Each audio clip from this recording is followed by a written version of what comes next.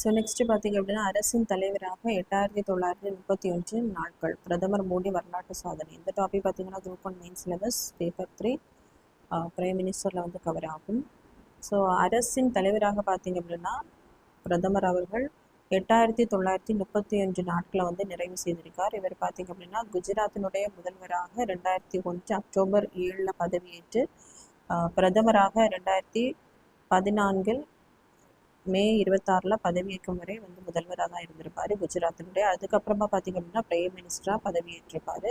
So கண்டினியூஸாக பார்த்தீங்க அப்படின்னா 8931 நாட்கள் வந்து அரசின் தலைவராக வந்து இருக்கிறாரு. ஸோ நீண்ட கால பதவி வகித்த அரசின் தலைவராக நரேந்திர மோடி அவர்கள் வரலாற்று சாதனை வந்து புரிஞ்சிருக்காரு. ஸோ இதுக்கு முன்னாடி பார்த்தீங்க அப்படின்னா சிக்கிம் முன்னாள் சீஃப் மினிஸ்டர் பவன்குமார் சாம்லிங் அப்படிங்கிறவர் 8930 நாட்கள் அரசின் தலைவராக இருந்ததான் சாதனையாக இருந்திருக்கும். ஸோ அவருடைய சாதனையை முறையடித்து பார்த்தீங்க அப்படின்னா பிரதமர் மோடி அவர்கள் முதலிடத்திற்கு வந்து வந்திருக்காங்க.